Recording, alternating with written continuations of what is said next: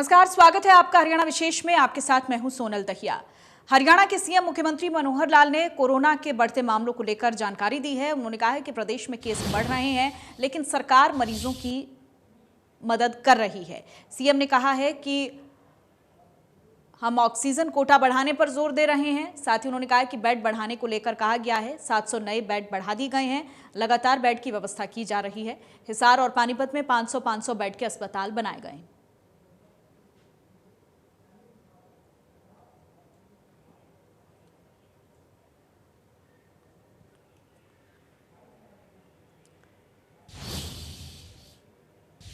और जहां एक तरफ सीएम मनोहर लाल प्रदेश के अस्पतालों के दौरे पर हैं, तो वहीं डिप्टी सीएम दुष्यंत चौटाला भी अस्पतालों के निरीक्षण करने के लिए पहुंचे हैं। डिप्टी सीएम ने पानीपत में बन रहे 500 बेड के कोविड हॉस्पिटल की साइट का जायजा लिया है। इस दौरान डिप्टी सीएम ने विकास कार्यों को लेकर अधिकारियों से जानकारी भी ली है। डिप्टी सीएम दुष्यंत चौटाला ने कहा है कि कार्य युद्ध स्तर पर चल रहा है, जल्द ये अस्पताल अपनी सेवाएं देने लगेंगे।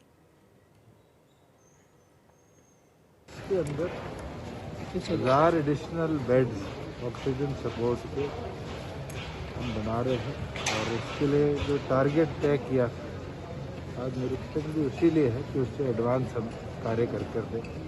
और खुशी है जिस गति के साथ सारे लोगों ने मिलकर, सेंट्रल गवर्नमेंट भी और स्टेट एजेंसीज ने भी काम किया है कि टारगेट 300 बेड का हम 10 तारीख तक अचीव कर लेंगे और उसकी फंक्शनिंग 12 से शुरू कर देंगे। और बचे जो 200 बेड हैं पानी के, उसको अगले उससे 3 दिन बाद शुरू करेंगे। एक हमारे एडवांटेज इसलिए है कि यहाँ ऑक्सीजन की हमारे पास कंटिन्यूस सप्लाई रहेगी, क्योंकि रिफाइनरी से डायरेक्ट हमें ऑक्सीजन सप्लाई मिलेगी। और मुझे लगता है कि जिस तरीके से हमारे नेशनल हाईवे बेल्ट का एक बहुत बड़ा लोड बेयरिंग कैपेसिटी हॉस्पिटल ये बनेगा।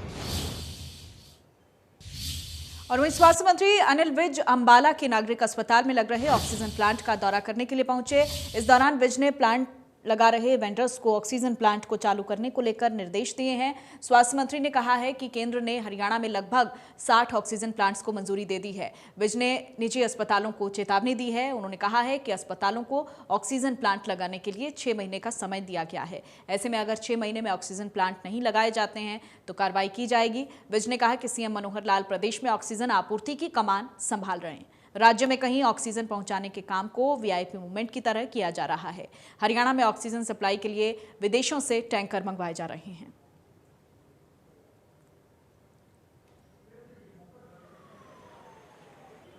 हमें 6 ऑक्सीजन जनरेशन प्लांट मिले थे, जिसमें से सोनीपत और करनाल में चालू हो चुके हैं।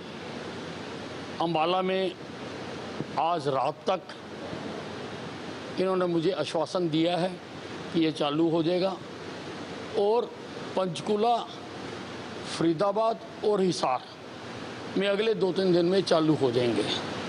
इसके अतिरिक्त भी हमें केंद्र सरकार ने 60 प्लांट और मंजूर किए हैं, जो 30 बेडेड अस्पतालों में, 50 बेडेड अस्पतालों में, 100 बेडेड अस्पतालों में, 200 बेडेड अस्पतालों में हम लगाने जा रहे हैं।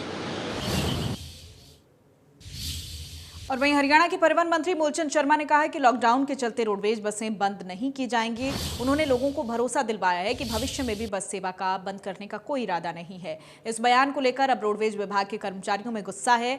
गोहाना में रोडवेज विभाग के कर्मचारियों ने सरकार से लॉकडाउन के दौरान हरियाणा रोडवेज बस सेवा बंद करने की मांग की है। रोडवेज कर्मियों का कहना है कि बस में सफर करने वाले यात्री केवल बस स्टैंड पर नियमों का पालन करते हैं। रास्ते में बसों में ज्यादा सवारी होने के चलते यात्री नियमों का पालन नहीं करते हैं, जिसके चलते संक्रमित होने का डर बना रहता है। कई डिपो कर्मचारियों की कोरोना के चलते जान भी जा चुकी है। कर्मचारियों ने आरोप लगाया है कि सरकार का यह कदम कर्मचारी हित में नहीं है। सरकार को पूर्ण रूप से बसों का परिचालन बंद करना चाहिए।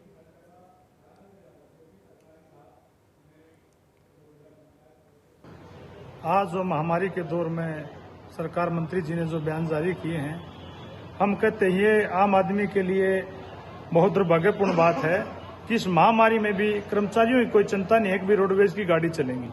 एक तरफ तो महामारी की बात करते हैं, अगर रोडवेज बस पे दौड़ेगी तो सवारी बैठेंगे तो सवारी को ये नहीं है कि भाई गाड़ी रुकी इसमें 15-20 सवारी बैठेंगे। जब गाड़ी रुकेगी तो गाड़ी किसी को मना नहीं कर सकते, उसमें कम से कम 40-45 गाड़ी सीटिंग फुल हो जाती है, उसमें महामारी फैलने का खतरा है। सरकार से हम प्रार्थना करते हैं अभी इसको अगर लॉकडाउन अगर पूरे भारत में, पूरे हरियाणा में, सभी प्रदेशों में अगर लॉकडाउन लगा तो इसको पूर्ण रूप से लॉकडाउन लगा जाए, तभी इस पर काबू बात आ सकती है, नहीं तो महामारी बढ़ेगी घटेगी। वहीं बिजली और जेल मंत्री रणजीत सिंह चौटाला ने सिरसा में कहा है कि कोरोना को लेकर हालात सुधर रहे हैं। उन्होंने कहा कि अब जिले में ऑक्सीजन की कोई कमी नहीं है, जिले को 4.5 मीट्रिक टन ऑक्सीजन आपूर्ति हो रही है। रणजीत चौटाला ने कहा है कि मुख्यमंत्री के दौरे के बाद लगातार प्रशासनिक अधिकारियों की टीम ने फील्ड में उतरकर मेहनत की है। जिले में निजी अस्पतालों और एम्बुलेंस चालकों के मनमाने रेट वसूलने को लेकर भी कदम उठाए हैं। इसके अलावा उन्होंने जिले में कोरोना के कंट्रोल रूम को लेकर भी जानकारी दी।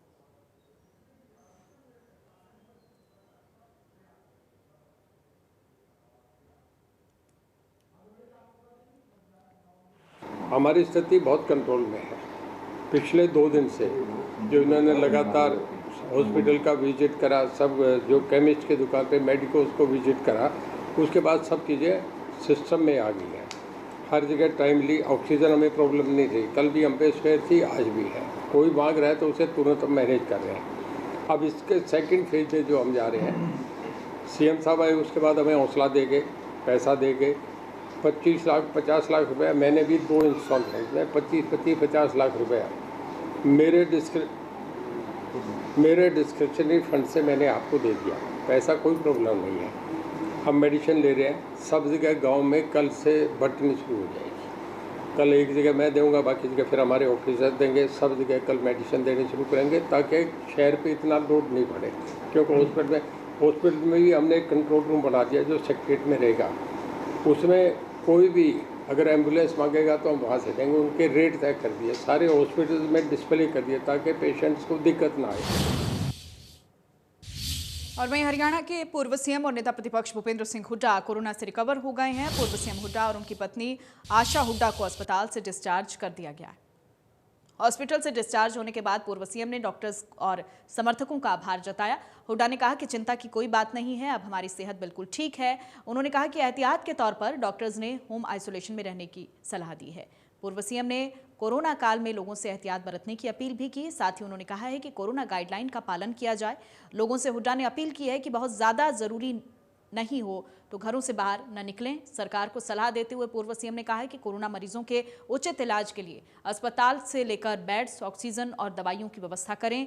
इलाज की कमी से एक भी मरीज की मौत होना दुर्भाग्यपूर्ण है।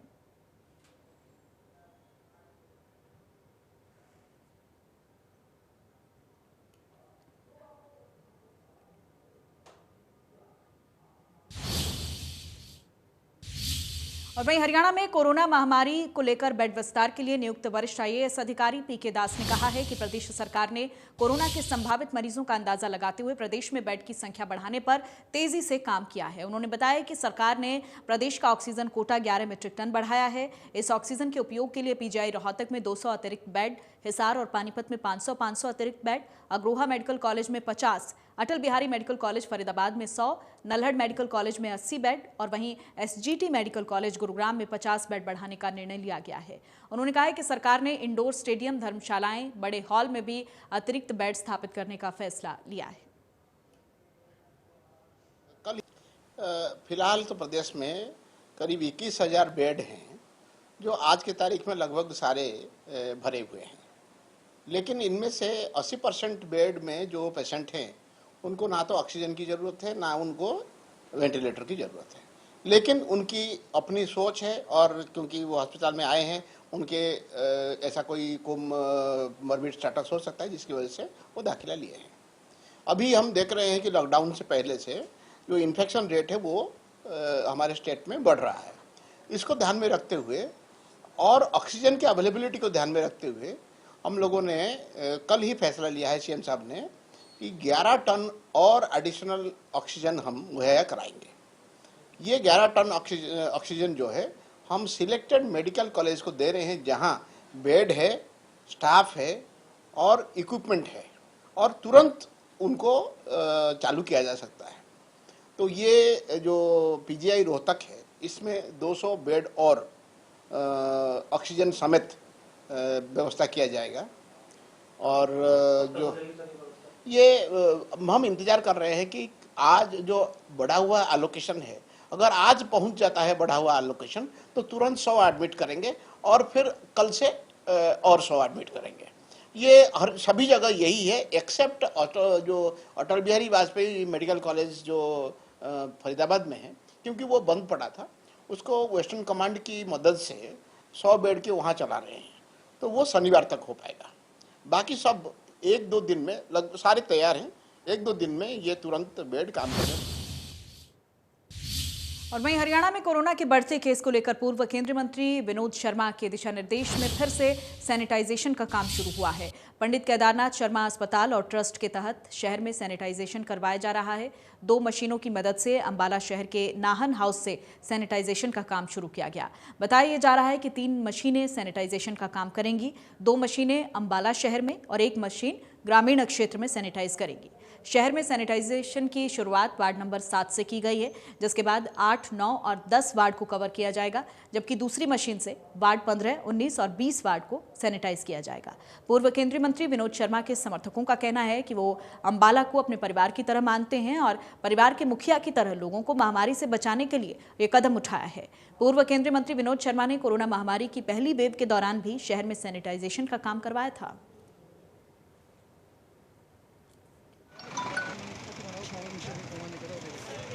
कोई शहर का ऐसा मोहल्ला, कोई घर नहीं रहेगा जो सैनिटाइज नहीं होगा। ये शर्मा जी के आदेश हैं, वो पूरे इस अभियान पे एक पैनी नजर बनाए हुए हैं। एक पल की रिपोर्ट उनके पास जाती है, वो बार बार यही आदेश कर रहे हैं कि मेरी कंस्टिट्यूंसी के अंदर कोई भी घर, मेरी गांव के अंदर कोई भी घर ऐसा नहीं रहना चाहिए जना सैनिटाइज ना। और वहीं हरियाणा के तमाम जिलों में कोरोना केस के मामले में गुरुग्राम अव्वल है। आपको बता दें कि सबसे ज्यादा केस मिल रहे हैं वहां पर। वैक्सीनेशन और स्वास्थ्य सुविधाओं को लेकर भी प्रशासन पूरी तरह से अलर्ट है। गुरुग्राम के सीएमओ डॉक्टर वीरेंद्र यादव से संवाददाता राज वर्मा की खास बातचीत देखिए।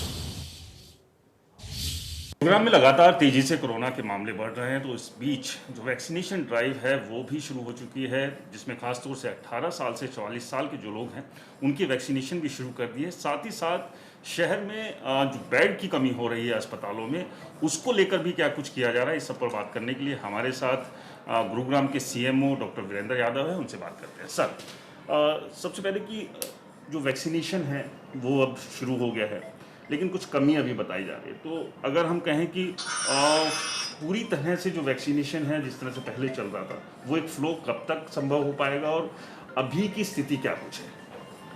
बिल्कुल 1 मई से 18 से 44 साल के बीच की वैक्सीनेशन हमने शुरुआत करनी थी, लेकिन वैक्सीन जो है वो 1 तारीख को पहुंचने के बाद ये 2 तारीख से शुरुआत करी गई और पहले दिन हमने सिर्फ 5 जगह शुरुआत करी थी। लेकिन अब जो है 2 प्राइवेट हॉस्पिटल, फोर्टिस और मैक्स, जहाँ फोर्टिस हॉस्पिटल जो है वो कोवैक्सीन इस्तेमाल कर रहा, मैक्स जो है कोविशील्ड इस्तेमाल कर रहा, और जो सरकारी संस्थाएं हैं वो इस वक्त 20 ऐसी सरकारी संस्थाएं हैं जहाँ 18 से 44 साल के लोगों को वैक्सीनेशन की हमने सुविधा उपलब्ध कराई है कोविशील्ड की।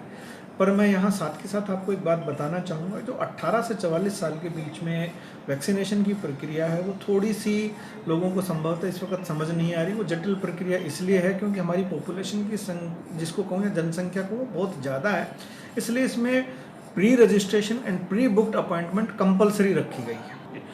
सर, इसके अलावा जो बेड की बात करें, बेड की भी एक बड़ा क्राइसिस जो है वो गुरुग्राम में देखने को मिल रहा है, तो अभी बेड की संख्या बढ़ाने को लेकर क्या कुछ किया जा रहा है?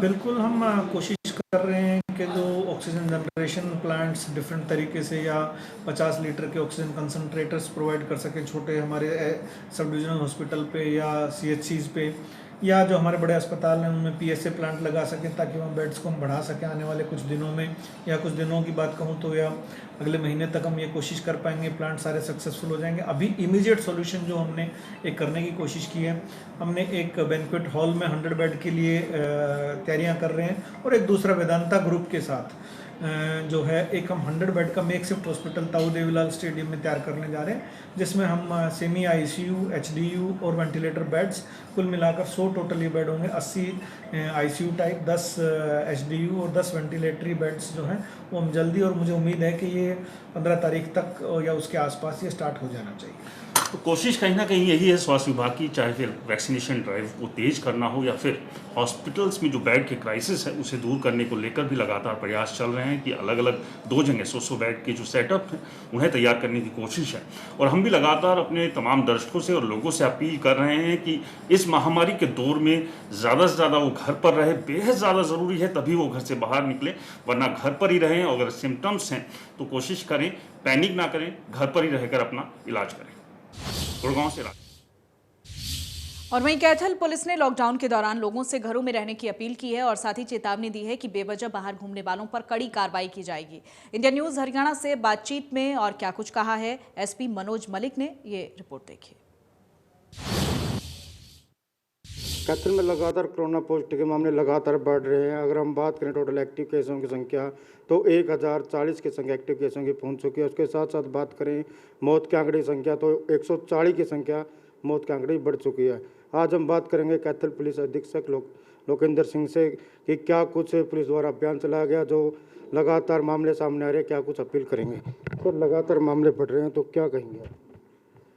जैसे कि सरकार के दिशा निर्देश हैं, 1 हफ्ते का लॉकडाउन लगाया गया है तो उसको पूरी तरीके से इम्प्लीमेंट किया जा रहा है। हमारी जो पुलिस की टीमें हैं वो सुबह से ही गश्त और पेट्रोलिंग पे और दुकानें बंद कराने पे और लोगों की सोशल डिस्टेंसिंग के लिए लग जाती हैं। साथ ही साथ हमने कई जगह नाके लगाए हैं, जाकर लोगों को टोका जा रहा है। जो बेफिजूल लोग घूम रहे हैं उनसे सख्ताई भी की जा रही है, उनके गाड़ियों के चालान, मास्क चालान भी किया जा रहा है। कुछ लोगों से हमने उठक बैठक भी कराई थी एक मैसेज देने के लिए कि बेवजह ना घूमें, जब कोई ज़रूरत हो तभी घर से बाहर निकले। तो इस प्रकार से पूरा पुलिस प्रशासन इस लॉकडाउन को सफल बनाने के लिए लगा हुआ है। तो सर शहरवासियों की कुछ मांगे भी हैं, कॉलोनी वासियों की लगातार जो कॉलोनियों में एक झुंड दिखाई दे रहा है, बच्चों का भी दिखाई दे रहा है, लेकिन पुलिस वहाँ पर गश्त नहीं कर रही, उनकी मांग भी है, तो क्या कहेंगे।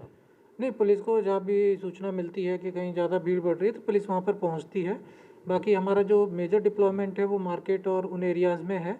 और हम सभी से ये अपील करना चाहेंगे कि पुलिस की बजाय वो खुद जो विषय की जो गंभीरता है उसको समझे और अपने बच्चों को भी थोड़ा कंट्रोल करें और ख़ुद भी बाहर निकलने से जब तक ज़रूरी ना हो तब तक उससे बचें। और बाकी पुलिस को जब भी सूचना मिलती है पुलिस पहुंचती है और वहाँ पर जो उचित कार्रवाई है वो करती है। तो सर अभी लॉकडाउन के समय कोई शरारती तत्वों के ऊपर मामला दर्ज हुआ हो, कितने मामले दर्ज हुए हैं अगर बात करें। पुलिस ने पुलिस के जो बीच में जो लॉकडाउन जब से चल रहा है तब से कई मामले दर्ज हुए हैं जिनमें लड़ाई झगड़ा था, तो उसमें ऑटोमेटिकली जो 144 के वायलेशन है या एपिडेमिक एक्ट है उसके साथ भी कई मामले हमारे दर्ज हुए हैं। बाकी हमारा ज़्यादा फोकस मास चलानिंग पे है, व्हीकल चलानिंग पे है, ताकि लोग बाहर ना निकले। हम अननेसेसरीली ज़्यादा FIR दर्ज करके लोगों में पैनिक नहीं क्रिएट करना चाहते। दूसरा, हमारे जो जनता है काफ़ी हमारा साथ भी दे रही है, तो हमें खुशी है कि काफ़ी हद तक लॉकडाउन हमारे यहाँ कैथल में सफल हो रहा है। जो पुलिस प्रशासन लोगों की सहायता के लिए लगा हुआ है और शहरवासियों से भी कैथल के SP ने अपील की है और कि लगातार जो भी सहयोग है पुलिस का करे, ताकि आने वाले समय में जो मामले बढ़ रहे हैं उनको रोका जा सके। कैथल के कैमरामैन पवन राविश के साथ मनोज मलिक, इंडिया न्यूज़ हरियाणा। और वहीं लॉकडाउन को लेकर भिवानी पुलिस ने सख्त रुख अख्तियार कर लिया है। तमाम चौक चौराहों पर नाकेबंदी कर दी गई है। पुलिस और स्क्वाड की टीम मुस्तैद है। बेवजह सड़क पर घूमने वाले वाहन चालकों के चालान काटे जा रहे हैं। वहीं पैदल तफरी करने वालों से उठक बैठक लगवाई जा रही है। पुलिस लॉकडाउन के नियमों को सख्ती से लागू करवाने में जुटी हुई है।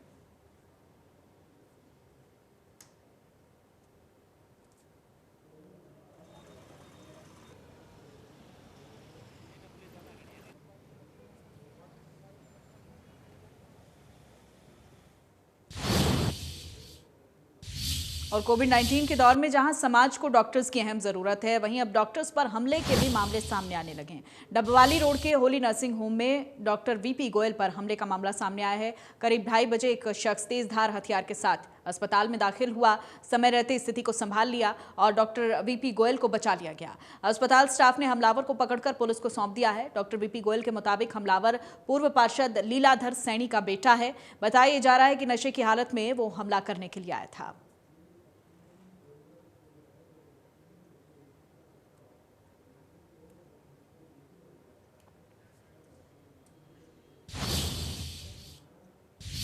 वहीं कैथल नगर परिषद चेयरपर्सन के पिता और भाई को रिश्वत लेने के आरोप में रंगे हाथों गिरफ्तार किया गया है।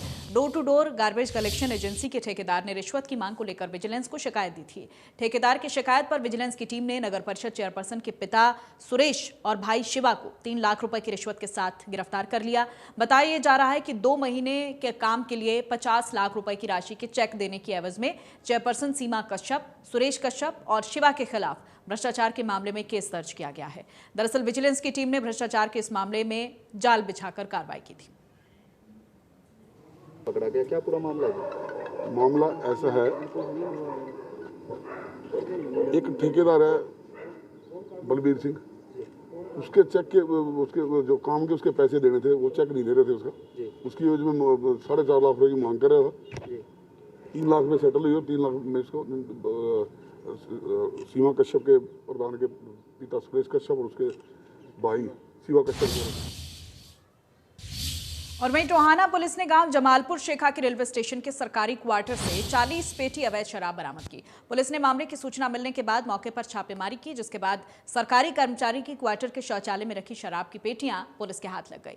पुलिस ने मामला दर्ज कर जांच शुरू कर दी है। बताया जा रहा है कि सरकारी क्वार्टर में 2 रेलवे कर्मी रहते हैं जो मौके पर नहीं मिले। स्टेशन मास्टर हरभजन सिंह के मुताबिक इस क्वार्टर में रहने वाला कर्मचारी राम नरेश ट्रॉलीमैन के नाम पर है, जो कि 2 दिन में क्वार्टर में रहता है। उन्होंने बताया कि गाजूवाला में कार्यरत ट्रैकमैन अब इसे प्रयोग करता है। थाना प्रभारी के मुताबिक शराब कहां से आई है, इसको लेकर जांच की जा रही है।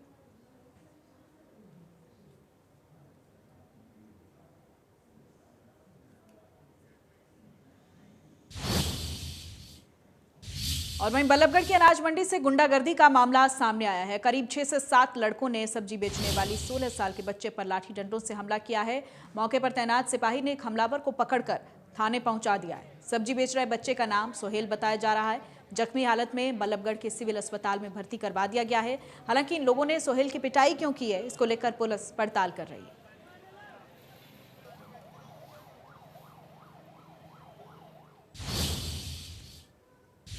और इसी के साथ बुलेटिन में फिलहाल इतना ही। नमस्कार।